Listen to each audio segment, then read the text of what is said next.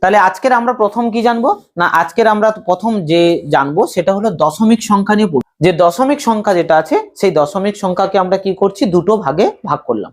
একটা হলো কি সসীম দশমিক সংখ্যা, আর একটা হলো অসীম দশমিক সংখ্যা। এবারে আমরা জানবো সসীম দশমিক সংখ্যা কাকে বলে আর অসীম দশমিক সংখ্যা কাকে বলে। বোঝা গেল? তাহলে সসীম দশমিক সংখ্যা কাকে বলে না, যেসব দশমিক সংখ্যা একটা জায়গার পরে গিয়ে দশমিক মিলে যায় সেই সব সংখ্যাকে আমরা সসীম দশমিক সংখ্যা বলি। যেমন কি ভাগ করার পরে যে কোনো একটা জায়গায় গিয়ে দশমিকটা ভাগটা মিলে যাবে আর থাকবে না আর কি, ঠিক আছে, সেখানে আমরা বলছি সসীম। যেমন উদাহরণ ধরো 0.2, দেখো এই ভাগ এখানে শেষ, ধরো আমরা ধরে নিলাম 0.5, 1.6, 0.25 ইত্যাদি। এগুলো সবই কি না সসীম। দেখে নাও এই দশমিকের পরে একটা সংখ্যা, এটা একটা এরকম করে নিয়েছি, এটা হচ্ছে কি দুটো সংখ্যা নিয়েছি, এরকম যে কোনো একটা, সে দশমিকের পরে 10টাও সংখ্যা হতে পারে, কিন্তু 10টার পরে আর থাকবে না, মিলে যাবে, ভাগটা পুরো মিলে যাচ্ছে, তাকে আমরা বলছি সসীম। যেমন তোমরা উদাহরণ সাপেক্ষে বলতে পারো স্যার 0.2টাকে কেন আমরা সসীম বলছি, বা এটা করলে তুমি ভাগ মিলে যাবে, যেমন তাই না। যেমন আমি যদি একটা এমনি সংখ্যা নিচ্ছি, ধরো 2/5, এই একটা ভগ্নাংশ নিলাম, তাই না, তাহলে একে যদি আমি দশমিকে বিস্তার করি, তাহলে দশমিকে বিস্তার মানে কি 5 দিয়ে 2কে ভাগ, তাহলে দেখো 5 দিয়ে পয়েন্ট নিতে হবে, প্রথম পয়েন্ট দিলে 0, 5 4 20, তাহলে এটা মানে কত 0.4। এই যে 2/5 তো সংখ্যাটা নিয়েছি, 2/5 ভগ্নাংশটা নিয়েছি, এইটা নিয়ে দশমিকে বিস্তার করে দেখলাম কত পেলাম আমরা 0.4, এবং ভাগ মিলে গেল, দেখো আর নিচে আছে নেই, ভাগ মিলে গেল, তাহলে এই যে সংখ্যাটা 0.4, তাই তো, এই সংখ্যাটাকে আমরা বলছি সসীম দশমিক সংখ্যা। বোঝা গেল? এবারে অসীম দশমিক সংখ্যা কাকে বলবো, ঠিক একই ভাবে। কোনটা বাবা? এই যে বললাম যে দশমিকের পরে ভাগ মিলে গেলে কোনো একটা সংখ্যাতে গিয়ে ভাগটা মিলে যাবে আর থাকবে না। যেমন এই যে দেখো 4 বসালাম, এখানে পুরো ভাগ মিলে গেল, তাহলে আর কি থাকছে আমাদের, ভাগ আর চলছে না, শেষ হয়ে গেল, তাহলে এইটাকেই আমরা বলছি 0.4। এই যে সংখ্যাটা ছিল দেখো 2/5, এইটাকে ভাগ করো, তুমি ভাগ করে কিভাবে, 5 দিয়ে 2কে ভাগ, তো তা ভাগ দশমিকে ভাগ মনে নেই, তো এই 2কে ভাগ করে কিভাবে, প্রথমে তো কি 2 ভাগ যায় না, তাহলে পয়েন্ট দিয়ে 0 নিতে হয়, 20 হয়ে গেল, এবার 5 4 20, এই তো হয়ে গেল। তাহলে এটাকে আমরা কি বলছি না, কোথায় গেল সে রুমালটা, কই রাখলাম, তাহলে এটাকে আমরা বললাম সসীম দশমিক সংখ্যা হলো। এবারে অসীম দশমিক সংখ্যা কাকে বলছি না, এর উল্টোটা ঠিক, অর্থাৎ এই দশমিকে বিস্তার করলে এই দশমিকের পরে মানে ভাগটা কখনো মিলবে না, সেরকম সংখ্যাকে আমরা বলি অসীম দশমিক। 0.333 এরকম চলছে, শেষ নেই, হলো এরকম কোন একটা সংখ্যা, ধরো 1.666 এরকম চলছে, এরকম হতে পারে, আবার এরকম হতে পারে 0.12135 এরকমও চলতে পারে, হলো। তাহলে এই যে সংখ্যাগুলো এই ডট ডট লাইন টানছি, তার মানে কি এরকম ভাগটা চলছে, শেষ নেই এর, তাহলে এরকম সংখ্যাকে আমরা কি বলছি অসীম দশমিক সংখ্যা, এরকম এটসেট্রা ইটিসি লিখে দিতে পারি, হলো। তাহলে এদেরকে আমরা কি বলছি অসীম দশমিক সংখ্যা। কথাটা মনে রাখবে, সসীম আর অসীম, সসীম মানে কোন একটা জায়গায় গিয়ে শেষ হবে, আর অসীম মানে শেষ হবে না, চলতেই থাকবে, তাকে আমরা বলছি অসীম, হলো। এবার এটার ক্ষেত্রেও তুমি বলতে পারো যে স্যার এটা কিভাবে হচ্ছে, যেমন আমরা দেখো একটা লিখছি 1/3, এই একটা সংখ্যা, হলো, একে দশমিকে বিস্তার করো, কত পাবো না 3 দিয়ে 1কে ভাগ, হলো। তাহলে প্রথমে আমরা পয়েন্ট নেব 0, এই পয়েন্ট নিলাম 0 নিলাম, তাহলে 3 3 9, আবার 1, আবার পয়েন্টের জন্য আবার 0, আবার 3 3 9, আবার 1, আবার পয়েন্টের জন্য আবার 0, এরকম দেখো চলতে থাকবে, শেষ হবে, তাহলে এদিকেও এরকম চলতে থাকবে। তাহলে এটা হলো এই যে 1/3, এটাকে দশমিকে বিস্তার করলে আমরা কি পাবো অসীম দশমিক সংখ্যা। ক্লিয়ার হলো? হয়েছে ক্লিয়ার?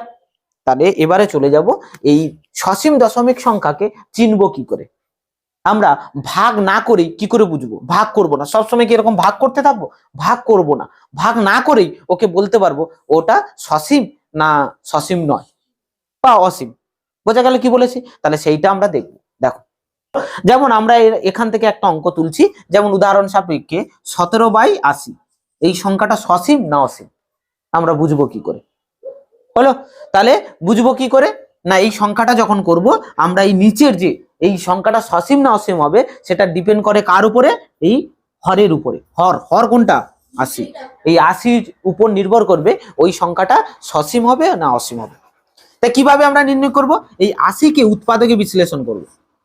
উৎপাদকে বিশ্লেষণ মানে সিঁড়ি ভাঙা, মনে আছে? তাহলে 2 দিয়ে করে দেবো, 2 40 80, আবার 2 দিয়ে দেবো, 2 20 40, আবার 2 এ দেবো, 2 10 20, আবার 2 এ দেবো 5।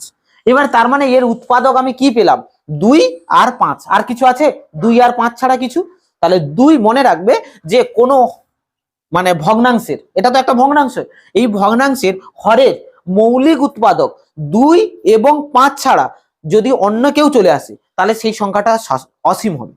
আর যদি শুধুমাত্র 2 আর 5 অ্যাটেন্ডেন্স থাকে, মানে 2 5 দুজনেই থাকতে পারে, 2 একা থাকতে পারে, 5 একা থাকতে পারে, এরকম থাকলে তখন তাকে আমরা বলবো সসীম সংখ্যা। বোঝা গেল?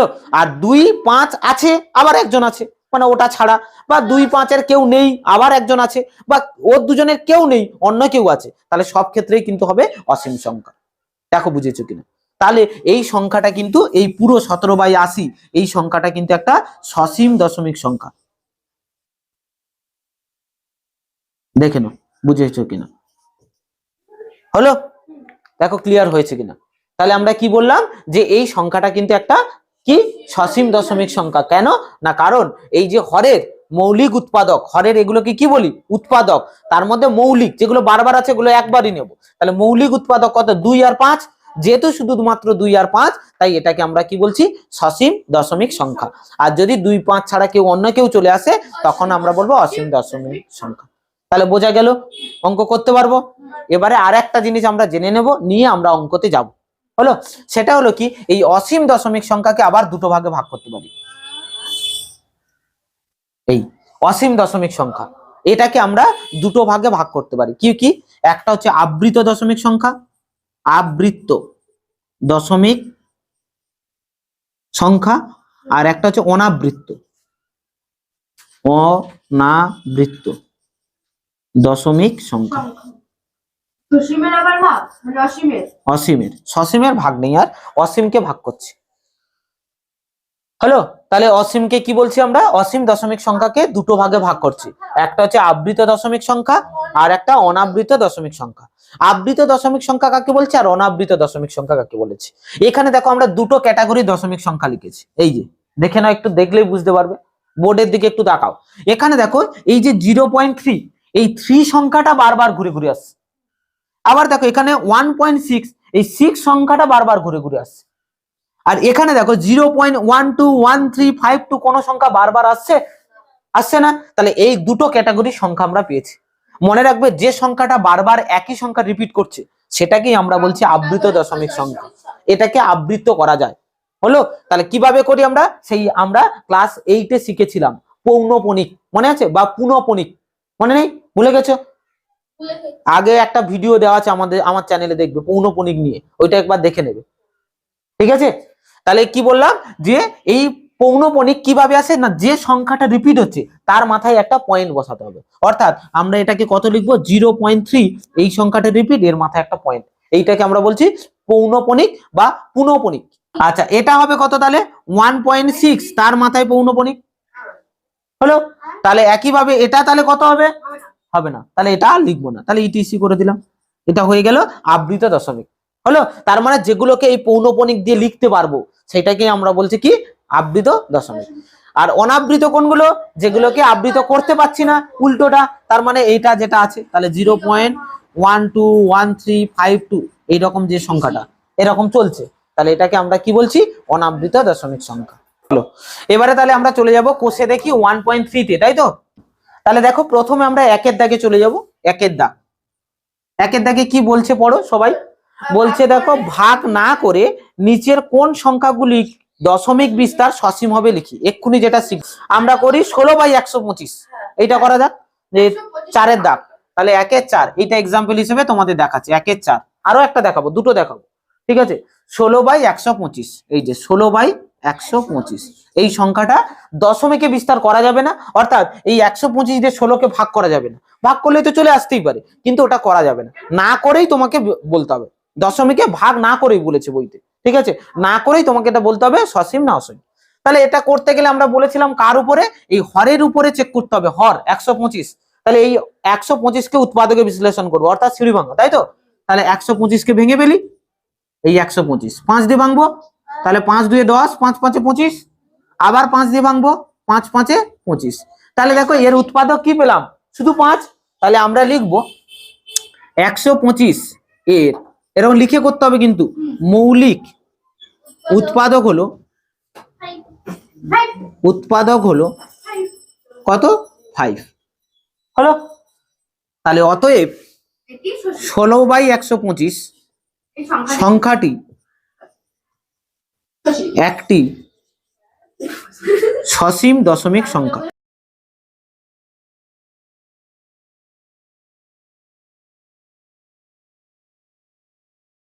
এবারে 1-এর 2-এরটা দেখবো কি আছে। তাহলে 1-এর 2-এ কি আছে, 13/24। এই সংখ্যাটা 13/24, এই সংখ্যাটা আমাদের সসীম না অসীম দেখতে হবে। তাহলে আমরা একইভাবে দেখো এখানে হর কত আছে বলো, 24। তাহলে 24কে ভেঙে ফেলবো, সিঁড়ি ভাঙা, উৎপাদকে ভেঙে ফেলবো। তাহলে 2 দিয়ে ভাঙো, 2 12 24, আবার 2 ভাঙো, 2 6 12, আবার দেখো 2 3 6 হলো। তাহলে অতএব 24-এর আমরা মৌলিক উৎপাদক কি কি পেলাম, 24-এর মৌলিক উৎপাদক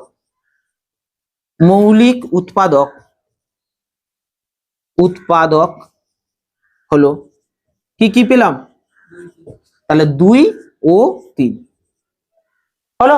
তাহলে এবারে আমরা লিখব, যেহেতু 24-এর মৌলিক উৎপাদকের মধ্যে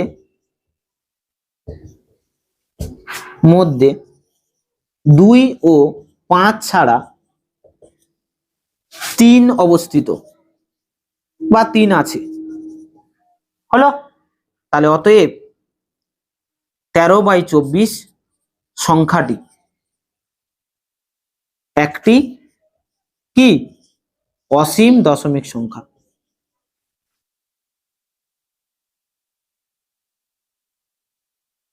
দেখো বুঝেছো কিনা। তাহলে আমরা লিখে দিলাম পুরো সম্পূর্ণটা, যে 2 আর 3 এখানে মৌলিক উৎপাদক। তাহলে আমরা দেখে নিলাম 2 আর 5 ছাড়া, 2 আর 5 থাকলে কি হয়, সসীম হয়। তাহলে 2 আর 5 ছাড়া এখানে কি আছে, 3 আছে। তাহলে এটা একটা অসীম দশমিক সংখ্যা। বোঝা গেল। দেখো এখানে 2-এর দাগে যেগুলো আছে, দেখো 2-এর দাগে নিজে পারবে তোমরা, 2-এর দাগের গুলো বলে দিয়ে একটুখানি দেখে নাও, দিলে পারবে। এখানে কি বলেছে, নিচের প্রত্যেকটি সংখ্যার দশমিকে বিস্তার করি ও কি ধরনের দশমিক বিস্তার পাবো লিখি হলো। তার মানে আগে 1-এর দাগেরটা কি ছিল, দশমিকে বিস্তার করা যাবে না, ভাগ করা যাবে না। এবারে কিন্তু বলেনি মানে আমাকে ভাগ করতেই পারে, আর ভাগ করেই করতে হবে সেইভাবে হলো। তাহলে আমাকে দশমিকে বিস্তার করি মানে কি, ভাগ করতে হবে, নাহলে দশমিকে বিস্তার পাবো কি করে। তাহলে ভাগ করে আমাকে বলতে হবে, যেমন 1/11, তার মানে 11 দিয়ে 1কে ভাগ করতে হবে, দেখতে হবে ভাগ মিলছে কিনা। যদি মিলে যায় তাহলে হচ্ছে সসীম, আর যদি না মিলে তাহলে অসীম। যেমন আমি ভাগ করে যখন থিওরি পার্টটা করিয়েছিলাম, মনে করো হলো, মনে থাকবে না ভুলে যাবে। তাহলে এগুলো নিজে করতে পারবে, 11 দিয়ে 1কে ভাগ করবে, 2-এর দাগে 8 দিয়ে 5কে ভাগ করবে। হ্যাঁ, যদি না মেলে এরকম চলছে দেখছো, তাহলে অসীম, বেশি দূর করবে না। আর যদি দেখা যায় যে মিলে গেছে, তাহলে সসীম। ক্লিয়ার। তাহলে 2-এর দাগেরটা করো, না পারলে আমাকে পরের দিন বলো। চলো এবারে আমরা 3-এর দাগের একটু দেখে দিই, যেটা তোমাদেরকে বলেছিলাম পৌনপণিক বা পুনঃপণিক, যে অংশটা বলেছিলাম 3-এর দাগের অঙ্ক। দেখো খুব ইম্পর্টেন্ট অঙ্ক, এখান থেকে পরীক্ষায় কিন্তু একটা অঙ্ক পাবে এই পৌনপণিক দিয়ে হলো। অর্থাৎ 3-এর দাগে যে অঙ্কটা আছে, দেখো পৌনপণিক আছে, আমাকে পৌনপণিক তুলতে হবে, বা পুনঃপণিক, দুটো কথা বলা হয়, পৌনপণিক বা পুনঃপণিক। 3-এর দাগে কি বলছে দেখো, নিচের প্রতিটি সংখ্যা p/q আকারে প্রকাশ করি, যেখানে p কি পূর্ণ সংখ্যা, q নট ইকুয়ালস টু 0। অর্থাৎ বাই আকারে লিখতে হবে, p/q আকারে আমাকে লিখতে হবে হলো। যেমন 1-এরটা দেখো, 3-এর 1, এই পৌনপণিক গুলো তুলতে হবে, আর কিছু নেই কিন্তু এখানে। 1-এর দাগে কি বলছে, 0.3, তার মাথায় পৌনপণিক, 3-এর মাথায়। এইটা কিভাবে করব আমরা, দেখো কিভাবে করা হয়, ভালো করে মন দিয়ে দেখবে, তাহলে দেখবে অঙ্কটা একদম ইজি। প্রথমে আমরা p/q মানে বাই চিহ্ন দেব, নিচে একটা তো বাই আকারে আসবেই। আচ্ছা, প্রথমের কাজ হচ্ছে কি, যদি বাম পাশে 0 থাকে, এইরকম অঙ্কের ক্যাটাগরি বলছি, 0 চলে যাবে, পয়েন্ট চলে যাবে, কারণ পয়েন্ট তুলে দেবো আমরা। এবং পৌনপণিক বাদ দিয়ে যে সংখ্যাটা থাকছে সেটা লিখবো, কত, 3। তাহলে কি কি বাদ দিলাম, দশমিকের আগে 0 বাদ চলে গেল, দশমিক বাদ চলে গেল, আর মাথায় পৌনঃপুনিক বাদ চলে গেল, তখন আলাদা প্রসেস বলবো, সেটাও বলবো। তাহলে এটা বোঝা গেল। তাহলে সব বাদ দিলে কত, 3 পড়ে থাকলো। এবারে আমরা চলে যাব নিচে। নিচে, উপরে কিন্তু ফিল আপ কমপ্লিট, এবার নিচে আসবো। নিচে কি হবে না, যতগুলো দশমিকের পরে যতগুলোর মাথায় পৌনঃপুনিক থাকবে নিচে ততগুলো 9 বসবে। এখানে হ্যাঁ 9। তাহলে উপরে কটার মাথায় পৌনঃপুনিক আছে, একটা, তাহলে নিচে একটা 9 বসে গেল। এই অঙ্ক শেষ। এবার কাটাকাটি করে দাও, 3 একে 3, 3 3 9, তার মানে অ্যাকচুয়ালি 1/3। বলবো বলবো বলবো, এখনো বলিনি সেটা, ঠিক আছে। তাহলে বোঝা গেল। শুধু মনে রাখবে যতগুলো 9 যতগুলো পৌনঃপুনিক থাকবে ততগুলো 9। ও তুমি পৌনঃপুনিকে নিয়ে বলছো, দুটো পৌনঃপুনিক থাকলে 9 9 99 বসবে, ইন্টু না, পরপর 99 বসবে। তখন যদি 3টে থাকে 999, পরপর 3টে 9 বসবে। বোঝা গেল, ক্লিয়ার? তাহলে এটা গেল 2 এর দাগ। আমি পরপর দেখিয়ে দিচ্ছি, দেখে নাও। এবারে ও যেটা বলেছিল, স্যার যদি সামনে কিছু থাকে এরকম অঙ্ক আমরা খুঁজবো। সামনে 5, 3.1414 এর মাথা পৌনঃপুনিক, ও 5 এর দাগে বলেছে। তাহলে 5 এর দাগেরটা দেখাবো, যেটা সামনে কিছু একটা আছে, 0 নেই। তাহলে চলো এটাও দেখিয়ে দিই। তাহলে কত আছে, 3.14। এই যে 1 এর মাথায় আর 4 এর মাথায় পৌনঃপুনিক, দেখে নাও। এই 1 এর মাথায় পৌনঃপুনিক, 4 এর মাথায় পৌনঃপুনিক। এটা করব কিভাবে? তাহলে দেখো, আমরা বললাম পয়েন্টের আগে 0 থাকলেই প্রসেস। তাহলে এটাকে পয়েন্টের আগে 0 বানিয়ে নেব। বানিয়ে নিতে কি অসুবিধা আছে? না, এটাকে আমরা লিখবো, দেখো 3 প্লাস 0.14, 1 আর 4 এর মাথায় পৌনঃপুনিক লেখা যায়? যাবে না? দেখো এই 3টা তো পূর্ণ সংখ্যা, বাইরে বের করে নিলাম। যোগ যখন হবে এটা তো আগে থেকেই যোগ হবে, তাহলে ওর জায়গায় 0 করে দিলাম। এবারে এটা যেমন আছে থেকে যাবে 3, আর এটার আমরা পৌনঃপুনিক তুলবো। হলো, তাহলে 0 চলে গেল, পয়েন্ট চলে গেল, পৌনঃপুনিক চলে গেল, তাহলে 14। আর কটার মাথায় পৌনঃপুনিক? 99। তাহলে নিচে 99 হয়ে গেল। তাহলে অ্যাকচুয়ালি এটা সংখ্যাটা কত হবে, 3 পূর্ণ 14/99। এই যেটা প্লাসে আছে ওটা কিসে চলে আসবে, পূর্ণতে। এবার তুমি যদি বলো স্যার p/q আকারেই লিখবো, এইরকম পূর্ণ রাখবো না, তাহলে তোমাকে কাজ কি করতে হবে, 99 সঙ্গে 3 গুণ করে ফেলো। পূর্ণ ভাঙানো হয়ে যাবে। তাহলে 99 তার সঙ্গে 3 গুণ করে দাও। তাহলে 9 3 27, 7 হাতে 2, 9 3 27 আর 2 29 হলো। আর 14 যোগ করে দাও। 7 4 11 1 হাতে 1, 10 1 11 1 হাতে 1 3, তাহলে 311। এটা লিখবো 311/99। এই দেখেন, হলো, ক্লিয়ার? এবারে আরেকটা দেখবো প্রসেস।